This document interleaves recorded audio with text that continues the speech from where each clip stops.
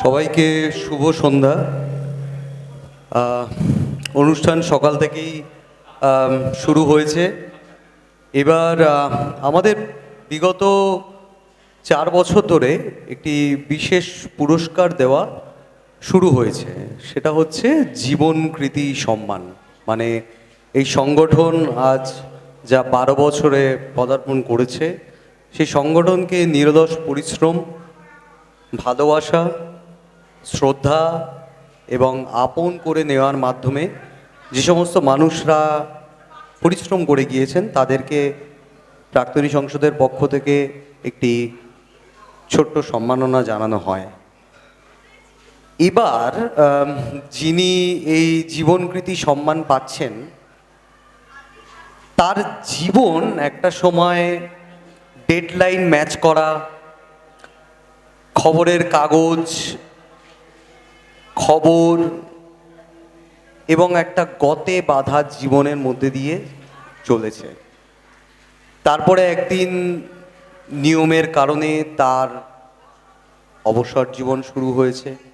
কিন্তু এই সংগঠন যখন শুরু হয় 2013 সালে, তবে থেকে আজ অবধি তিনি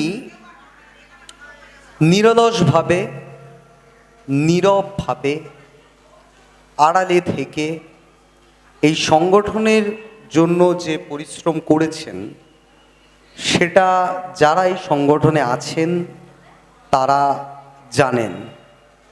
যখনই সংগঠনে এরকম পরিস্থিতি এসছে যে পাশে এসে দাঁড়াতে হবে, সেটা হয়তো আর্থিকভাবে আর তার থেকেও অনেকটা বেশি শারীরিকভাবে।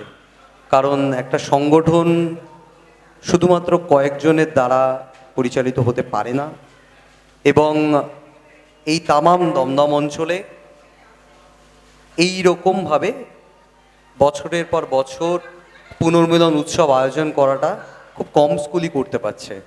এবং তার পিছনে যারা কারিগর থাকেন, যারা হয়তো প্রকাশ্যে আসতে চান না, কিন্তু তারা তাদের দায়িত্ব খুব ভালোভাবে তাদের কাজের মাধ্যমে প্রতিফলিত করেন। আর্নেস্ট হেমিংওয়ের একটা বিখ্যাত কোটেশন আছে, if you want to find out somebody, you have to trust them. তো এবারের জীবনকৃতি সম্মান যিনি পাচ্ছেন, তিনি আদপেই একজন সেই মানুষ যাকে আমি বা এই সংগঠনের প্রতিটা মানুষ অসম্ভবভাবে বিশ্বাস করি। কারণ আমি জানি তিনি যদি থাকেন তাহলে এই সংগঠন আরও বছরের পর বছর চলবে। আমি এই পুরস্কার দেবার জন্য প্রাক্তনী সংসদের সেক্রেটারি শ্রী নবকুমার ঘোষকে স্টেজে আসার জন্য অনুরোধ করছি, এবং আপনাদের সবাইকেই বলছি, করতালির মাধ্যমে এবারে জীবনকৃতি সম্মান পাচ্ছেন আমাদেরই সবার প্রিয় শম্ভু শর্মা, শম্ভুদা, যিনি এখনও ওখানে গিফট এবং পেন দেওয়ার কাজে ব্রতী। আজ অনুষ্ঠানে পুরস্কার পাওয়াকে ফেলে রেখে নিজের দায়বদ্ধতা পালন করছেন। আমি শ্রী নবকুমার ঘোষকে স্টেজে আসার জন্য অনুরোধ করছি, শম্ভুদার হাতে এই পুরস্কার তুলে দেওয়ার জন্য, এবং শম্ভুদাকে অনুরোধ করছি, শম্ভুদা আপনি স্টেজে আসুন এবং এই পুরস্কার, এই ছোট্ট সম্মান আমাদের পক্ষ থেকে গ্রহণ করুন।